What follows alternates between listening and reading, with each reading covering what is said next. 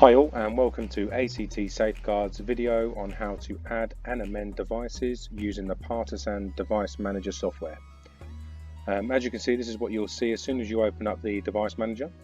But before you get here, we need to make sure that you've plugged in your NVR, your camera's into the NVR, and you've got a patch lead from the NVR to the router. The reason we do that is to cover our backs. So basically you can make a note of the IP addresses allocated to the devices in the NVR. And if you're on a different LAN, you're not going to find the cameras.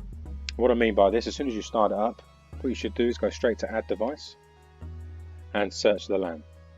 Now I'm not going to find any devices here because I'm on a different LAN. But what would normally happen is they'll pop up here, you click select all and then next. In this case, I'm going to have to add them manually. Going back to the list where I've made the note of the IP addresses, I'm going to add the NVR first. Username is admin, password is admin. Some people have said that that doesn't work. Just basically take our admin out, leave it blank and then press add, and that will get you in there. You can add it by MAC address, that will be on the camera's box, or you can find it on the NVR once you've loaded it up and connected to a TV. I'm going to do it by IP. Instantly the NVR has popped up here. Click on anywhere on there and we've got live view already because the camera's plugged in. What you need to do is click this settings button here and then literally work your way from top to bottom. First one is the information, firmware, build date, Partizan ID, Partizan MAC address. QR code to scan for the app, and that's all the information you need here. Cloud information, all I'm looking for here is the device uses the latest cloud driver. General settings, this will be your time and your date, so it's English. We want to change that to Europe because we're in the United Kingdom. And then we'll save that, and let's change the time to the correct time. You can set up DST, you can do that from there.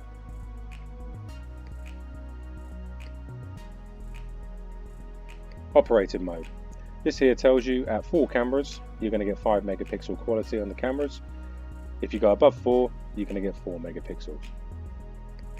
Channel states just tells you here DO1, port 1, maximum resolution is 5 megapixels, current resolution, and it's connected.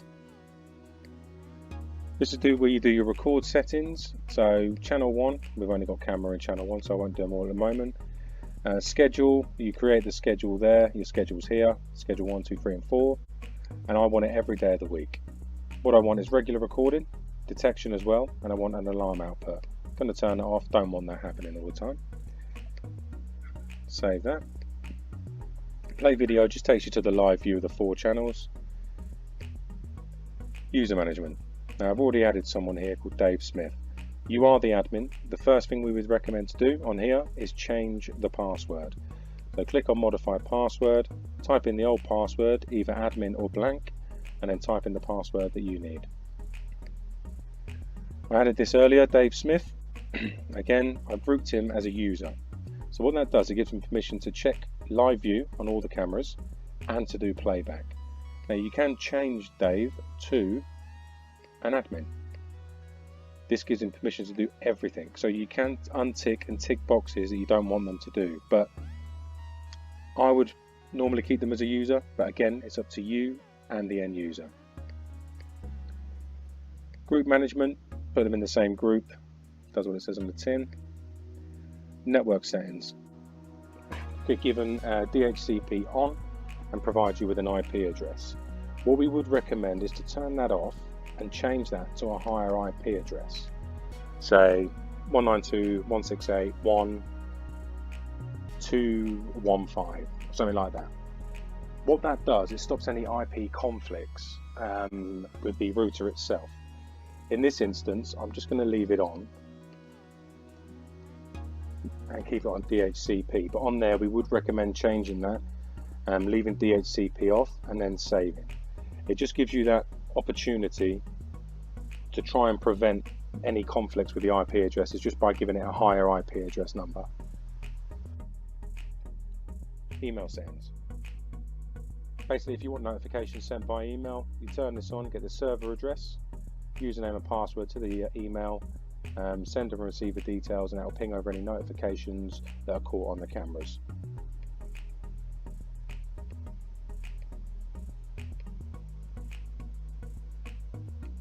Overlay settings.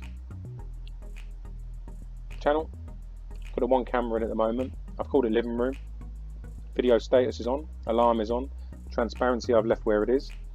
Privacy mask I've turned off because it's in my living room. I'm not over someone else's garden or anything like that. Digital channel just tells us here the state is on. Device name and the IP address. Video settings, quite important this one. So we want it on the highest 265, so it compresses the storage, and then you've got the resolution, 5 megapixel. Frames per second come out of 13, I've changed it to 15. This come out, it was good, I changed it to better, and I'll just save that. Motion, you'll do mainly most of this on the camera itself, but let's just, let's say channel 1, we want it on video motion. I've turned human detection off, and the period for which I want it to happen, 24/7. I've got it saved as.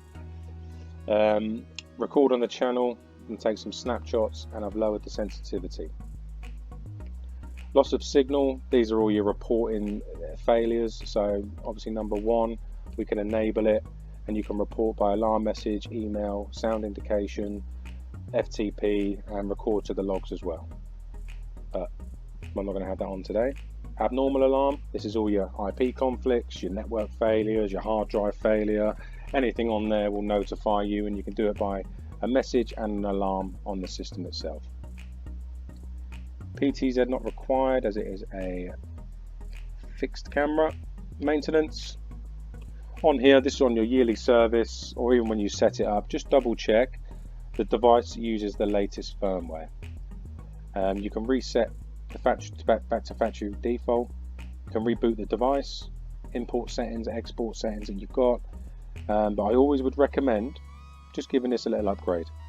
Won't hurt, even if it says it's up to the latest firmware, just upgrade it.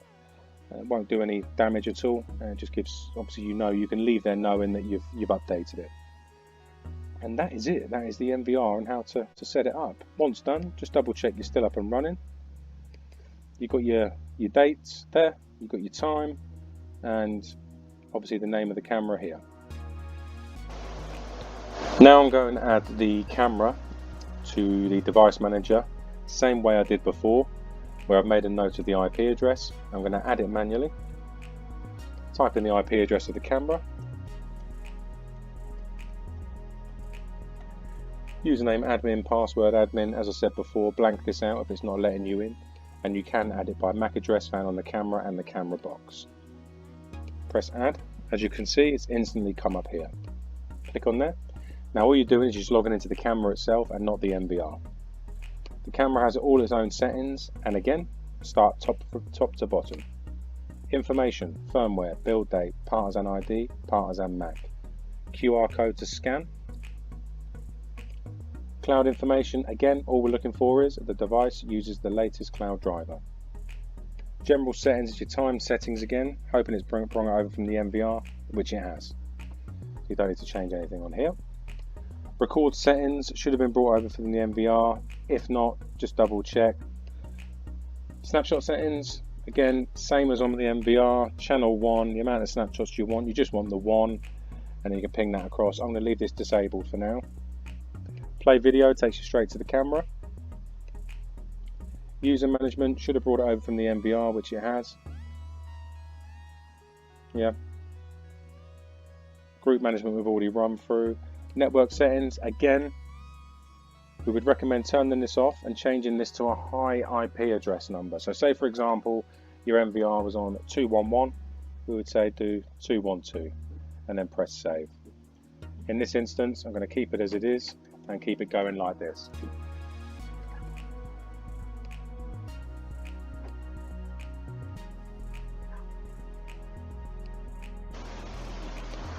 Email settings, same as before. You can set it up from here as well. You can turn this on, type in your server address, username, password, and then you can have motion sent to emails as well. If you're going to have it on the app, the question is, do you really need this setup? Overlay settings. Channel 1, living room, brought it all over from the MVR. Video settings, should have brought it over from the MVR, which it has. 265, 15, better. Video parameters, a bit different to the MVR, this is new. Channel 1, exposure mode, auto. Bit of rule of thumb, I leave everything on auto when out of the box. It just depends on the environment that you're fitting the cameras in, then you would play around about with this. Your iris, your BLC, your dynamic WDR, AGC, just leave it as it is for now, but if you do have to play about with it, this is where you would do it.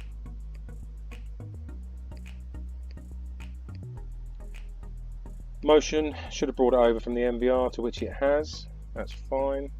Alarm input, enabled.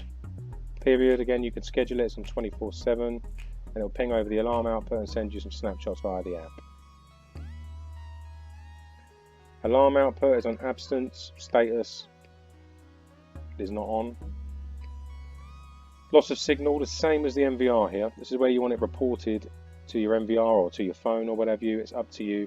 The loss of signal, you can turn that on, pre-record 5 seconds before, 5 seconds after. This is on 10, I like 5, again, it's up to you. Abnormal alarm, same thing, IP conflicts, network failures can send a message on the screen and sound an alarm as well. And then maintenance. So maintenance, again, straight away we're looking for the device uses the latest firmware. If you're on a service or you've just initially set up the system, just give it an upgrade. If you connect to the router, it doesn't matter, it will just do it automatically, and then you've got the upgraded version of the firmware. And that is it. So if we go back to the MVR, got the camera up there still, date, time, living room. I hope that's helped. If you have any questions at all, the contact information is at the end of the video. I think it's quite simple once you've got it plugged in on how to set up, and if you're used to IP CCTV, this should make a lot of sense. But like I say, if you have any questions, give us a ring, send us an email, pop on the chat on the website. If there's any products you would like to look at, information about, please let us know. Thank you for watching.